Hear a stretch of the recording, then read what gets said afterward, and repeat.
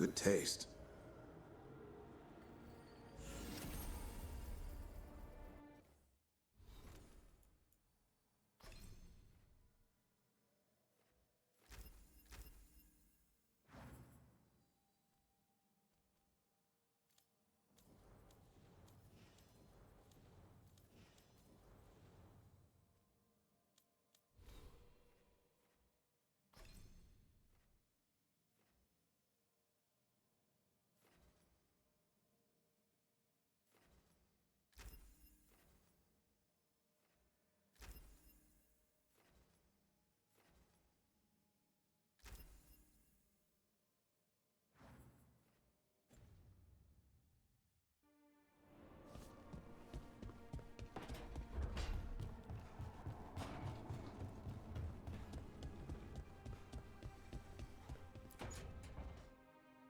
Why do you run around in fancy mage clothes? Because I like them? You're barely even wearing a shirt. You fight Anton with a bare midriff. Everything all right? We're fine. Just trading fashion tips. So what I wear is a problem for you? It's not. It's just... Why dress like that? Are you trying to make your mother happy?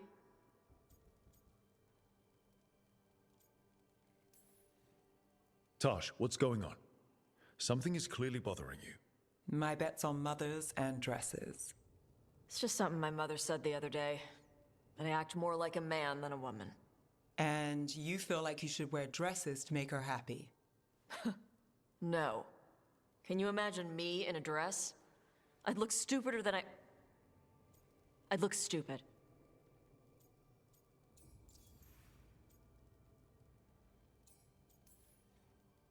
I wasn't raised under the Qune, but our people believe some jobs are for men and others are for women. Yep. You dress like a warrior. And for Canary, a warrior is a man's job. Is that why your mother said what she said? No. I mean, maybe. But it's fine. She says stuff like that all the time. And? It feels... right. When she says I act more like a man. It feels... right. Why does it feel right? Tosh, do you like being a woman? Nobody likes being a woman. Ah. This is stupid. Forget I said anything.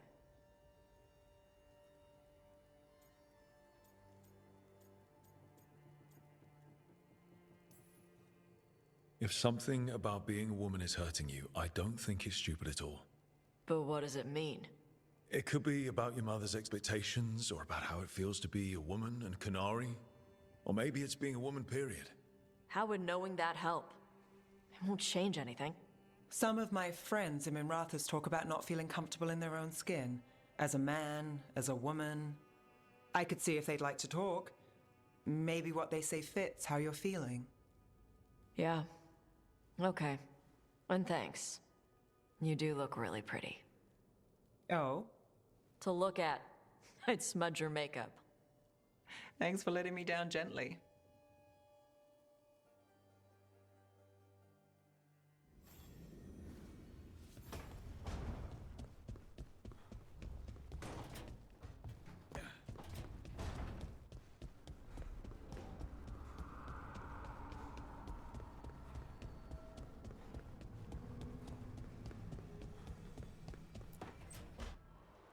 I cannot say. Who created you? I cannot say. What can you say? I cannot say. Right. Deserve that. Got the archive spirit working, I see. Rook, you're here. And I did, sort of. A little bit. It appears, but it won't tell me anything. You simply ask the wrong questions. A common affliction of the weak-minded. Also that, it's kind of mean. You should remind that thing who's in charge. That's an idea. Syrian learned a lot, taught me a lot about these archives. They have, well, not thoughts like us, but sort of pathways, I guess. They can only respond to specific questions worded in specific ways. So, if you're powerful, like almost God level powerful, how would you talk to someone you see as lesser? Probably just tell them what to do. Right. Don't waste time on them, just get to the point. Let's try it. Archive, tell me who built you. One of the greatest of Elvenan, a steward of her glory. Truly, I was blessed to bathe in his warmth. Anaris built me, and to him I shall someday return. You mean the Forgotten One? I cannot say. Good point. It came later. Did that name mean something to you? He's a Forgotten One. Got told they were the bad gods, we couldn't speak their names. Not like the good gods, Elgernon, Gillinane. But now we know the truth about the Evanuris. So we don't know for sure what the Forgotten Ones were, I mean. They used to say Solus was one, so best case scenario, like him. Worst case, well, you heard it talk. Right. So this thing's dangerous if it belonged to one of them. Could be, but still important and invaluable. Everything Anaris knew, this thing knows, and my people deserve to know. If I can get it to tell me.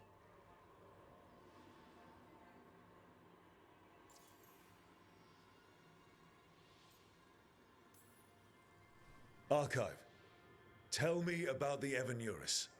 A group of cowards, hiding behind their more powerful magic and superior numbers. Their jealousy of Anaris was palpable. Their war is unending. But Anaris will prevail. Archive, tell me about the Dreadwolf. An ideologue and a fool who will soon pay the price. When Anaris dispatches the Evanuris, he will spare a thought for Fen'Harel. Don't piss it off, or accidentally bring back a would-be god. The two we've got aren't really would-be, but they're probably enough. Good call. Okay, I'll get back to it. Thanks, Rook.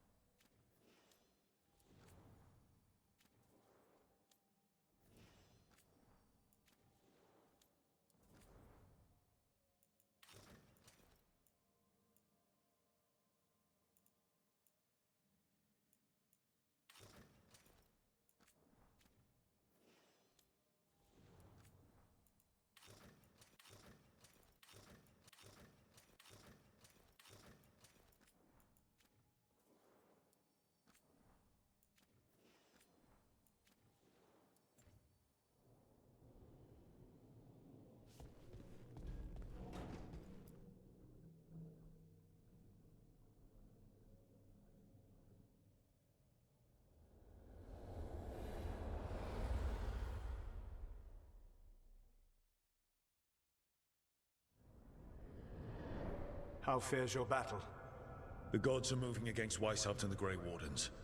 We've heard rumors the Darkspawn are being led by an archdemon. And you have questions? I need to know how archdemons relate to the gods. Are they just like the Blighted Dragons, or are they something else? I also need to know how to deal with the gods if they show up at Weishaupt. I propose a bargain. I will answer your question if you answer mine. What? How are the Grey Wardens? Do they understand the truth of the danger yet? We've been through this already. You agreed to help me. What did you think my help would look like, Rook? I need to know that you are prepared. No. The First Warden still refuses to listen. As I feared. I tried diplomacy, I tried being firm. Nothing worked. When I asked you why you should be trusted to lead the fight, you said you were no stranger to fighting stronger opponents. That sufficed for me. But the Grey Wardens fight Darkspawn and Archdemons, foes no one else can stand against. They see themselves as the best prepared for this battle. You cannot defeat Elganan and Gillenane without the Wardens. What will you do to bring them to your side? I can't force the First Warden to listen. I have to let the Wardens try it their way. And how many Wardens will die before the First Warden realizes his mistake? I've done everything I can to reason with him. I once warned an elven village that Gillenane was coming and they were in danger. They would not listen. I had to watch as their bodies twisted, as their shrieks turned into the grunting of animals. Their eyes were the worst part. They were still aware. They knew what had been done to them. I gained little peace from knowing that I had tried to warn them. Is that what you hoped for? No. I have to find a way to get through to them. Then what will you do? I don't have to convince all of them. I just have to convince the First Warden. Or remove him? Enjoyable as that is to imagine, I doubt the rest of the Wardens would approve. Did you know the Evanuris once numbered many more than those whose names survive in the Elven Pantheon? One warlord was particularly cruel. I sought to free his slaves, but so fearsome was his reputation that none would join me. What did you do? I made people laugh at him. How did that help? For 12 years. Every sound near him, from whispered pleas to shouted oaths to crackling fire, all became mocking laughter. His mind broke under the ridicule, and when he fell, his slaves rose up and joined me. I doubt laughter is going to work on the First Warden. If not that, then what? Whatever it takes. Easily said, but it will have to be enough for now. You have answered my question, and I owe you an answer in return. Yes, the old gods of Tevinter, the archdemons. There never were Tevinter gods. The archdemons, as you call them, were always merely the weapons of the Evanuris. All right. Let's hope we can find the gods before they find their weapons. Unfortunately, the Dragon Thrall's life force is bound to the Evanuris as both power and protection. You will not be able to kill or likely even harm one of the Evanuris until their Dragon Thrall is slain. The old stories of the Tevinter gods have them whispering in the dreams of ancient magisters. How did they do that if they were just tools of the elven gods? The archdemons were once high dragons. The Evanuris bound them as a source of power. When I imprisoned the gods, their dragons remained free. That was my mistake. How so? I never bound a dragon to myself, for I believed that to enslave another creature was immoral. As such, I did not understand the power that connection gave. I thought the prison I had made was perfect. But their dragons were the conduit through which they spoke to dreaming minds.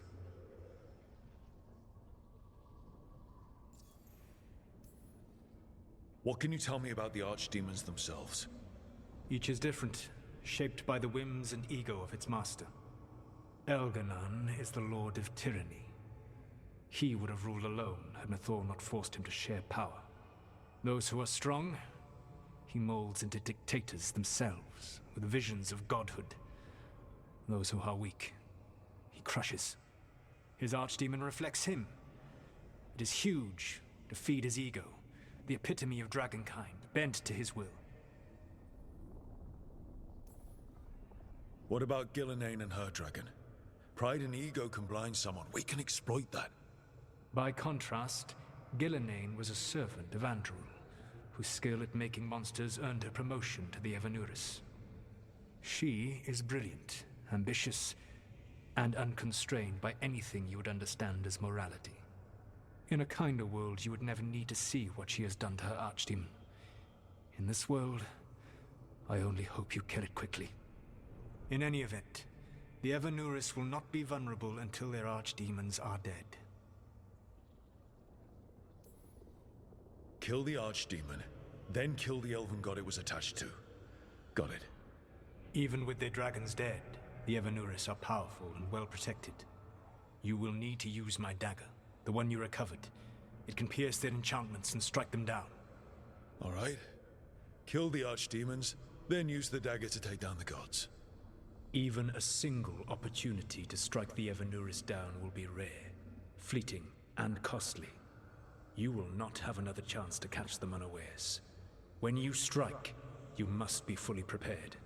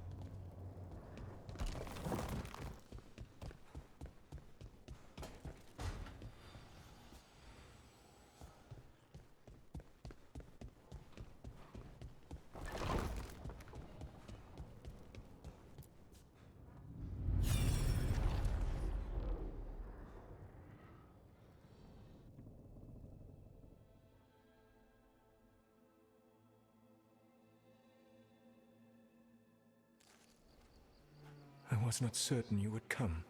You were the one who walked away. I never turn my back when my friend needs me. The Evanuris seek the magic of the Blight. Impossible. The Blight is safely sealed away forever. Though I wish I could believe you, I have sensed the breaking of the wards. I will investigate your claims. If they forget the danger of the Blight, I will endeavor to remind them. What if, instead, you left the Evanuris and remained with me? Do you not wish for freedom from this struggle? Be at peace, love. I will stop them. As you must. The Blight is our mistake.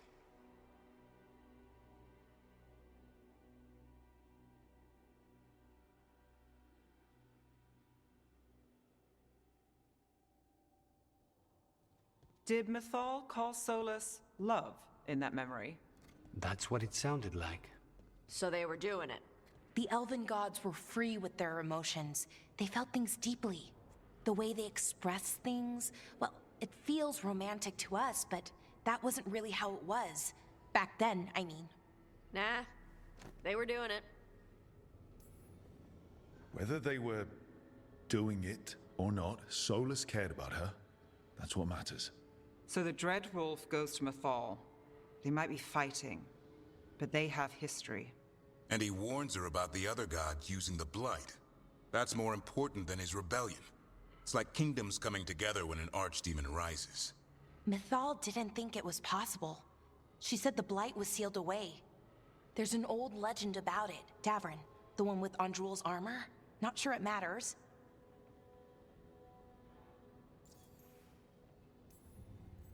We're deep in elven lore already.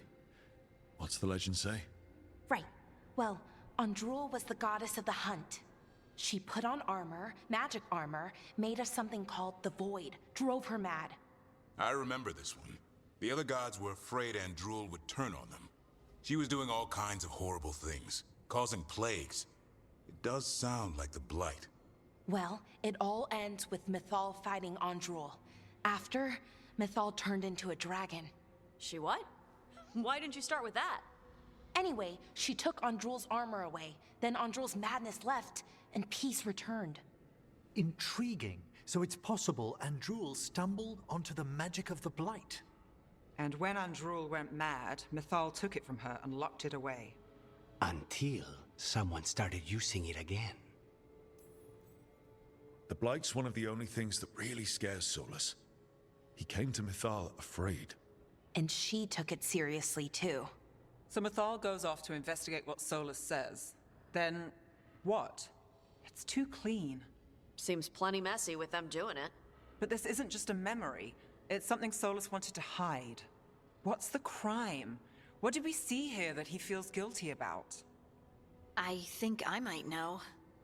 When the Inquisitor was saving the world from the breach, she met Mythal. What? Like in a dream? It was complicated. She helped the Inquisition. There was a magic pond and a dragon. Nice. The point is, she also said the other elven gods betrayed her, killed her.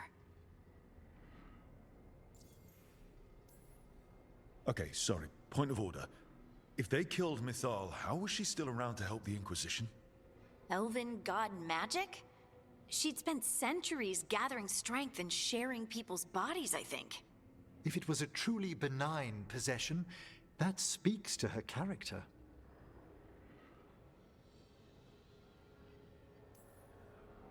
So there's the shame Solus wanted to erase.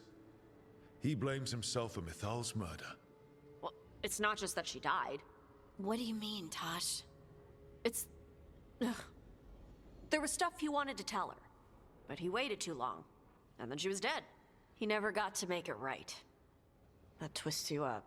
That's it. There's our crime. Doesn't really tell us anything we can use, though. We know more than we did. That's something. Then I guess we keep our eyes open if we come across more of these memories.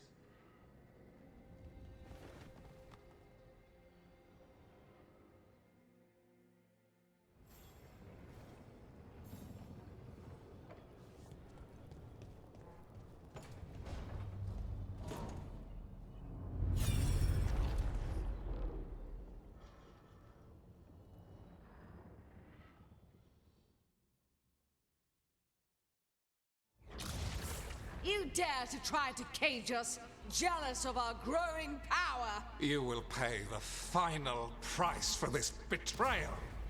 We warned you not to use the Blight. For this, and for Mythal, I sentence you to sleep in exile ever after.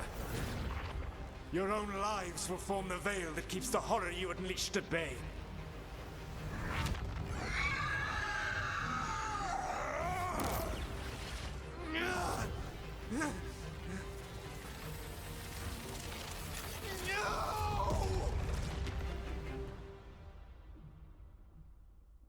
So he locked the gods away and created a veil between this world and the Fade.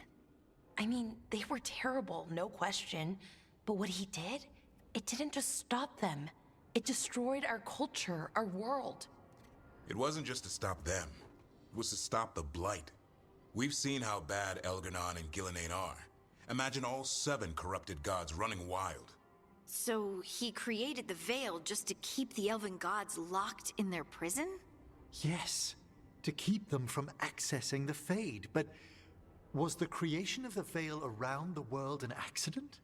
You heard him yelling. That's not the sound of a ritual going right. What do you think, Rook?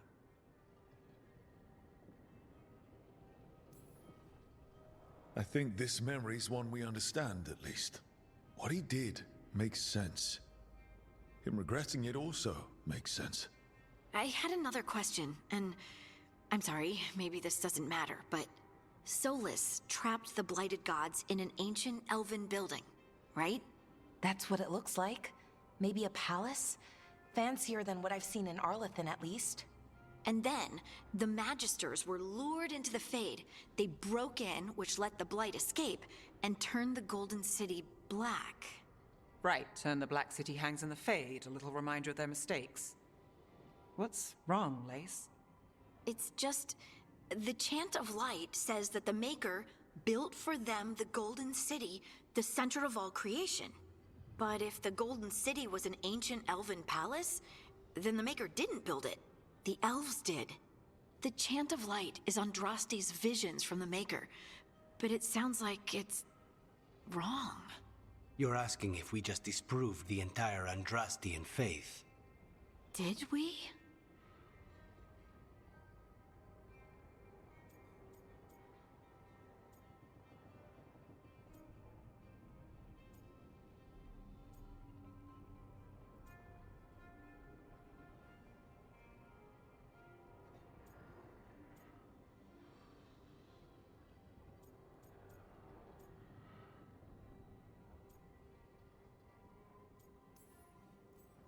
Lace, I don't think you'll ever fully know whether the Chant of Light is literally true or not. What matters is that in its better moments, the Chantry encourages people to be kind and help each other. What do we tell the Chantry about this? Do we tell them about this? People are already questioning because of Elganon and Gillenane. It hasn't stopped them believing. I guess people need that comfort. Even if some parts of it aren't totally true. The Dalish clans are struggling with the same thing. What do we keep? What do we lose? The Elven Gods, the Maker. No matter who you light a candle to, you've got some hard questions to ask yourself right now. Doctrine is not the truth. It is one of many paths to the truth. I recognize the sentiment, though not the specific quote. Who said that? My mother. Ah. Questions of faith aside, we have some very real gods that still need killing. Looks like there are 3 more of these murals with the Dreadwolf's old memories. Wonder what else he's hiding.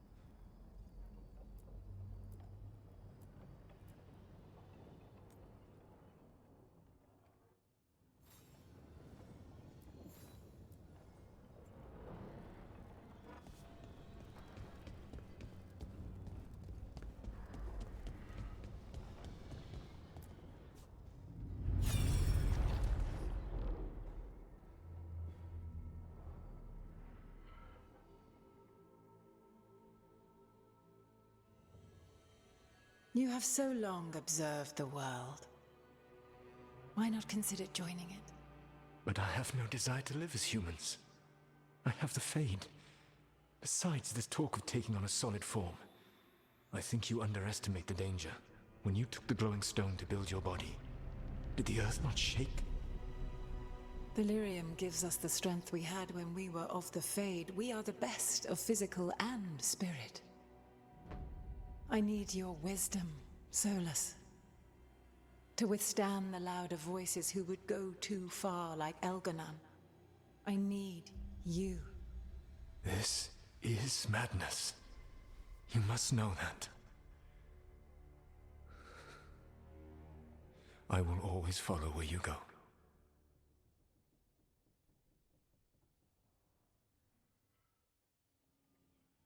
What? This is astounding. The ancient elves were spirits who voluntarily manifested a physical form. I'd rather go back to talking about the Blight. Hey, Lucanus. Could Spite turn into an elf? No. Sorry, but... What?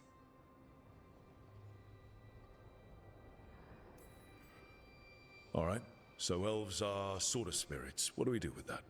To be clear, this memory only shows that the first elves originated from spirits. Balara, you and Davrin are no more spirits than anyone else conceived naturally. Conceived naturally? Guess I'll go ask my mother.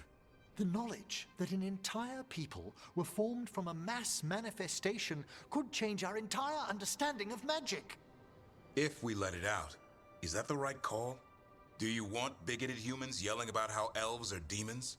Davrin's got a point. World's not short on small-minded humans. I don't think people will care right now. We've got evil gods trying to destroy the world. Evil elven blighted gods. Don't forget. We have to tell someone, though. Strife and Irulan, at least. If I told Thea and Viago, they'd think I was sampling Viago's poison collection. No one will believe us. Okay. We keep this to people we trust who have good reason to know. No shouting it from the rooftops. Agreed. The Morn Watch has a great deal of experience keeping dangerous secrets. So, beyond the world-shaking stuff, what else did we learn here? Solus himself was a spirit. What kind do you think he was? Well, his name is Elven for pride. Oh, okay. There's something else. Not about spirits, or not all about them at least. Solus didn't want to become a person with a physical body. Right. He only agreed after Mathal begged him. Then that's his regret. He wishes he'd never taken physical form. Maybe, but not just that. Solus was scared. They built their bodies out of lyrium, and it made the ground shake.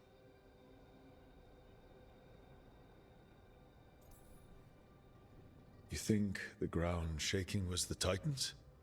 It makes sense, doesn't it? Something was hurting them, taking their blood. So they struck back, like we'd swat a stinging bug. The first memory we saw with Elganon seizing power, it happened at the end of a war. A war between the Titans and the elves. And we just saw how it started. It feels like we still don't have the full picture. But I think that's part of what Solus regrets. He didn't see the danger. Except he did. He was worried. You said it yourself. He did it for Mithal.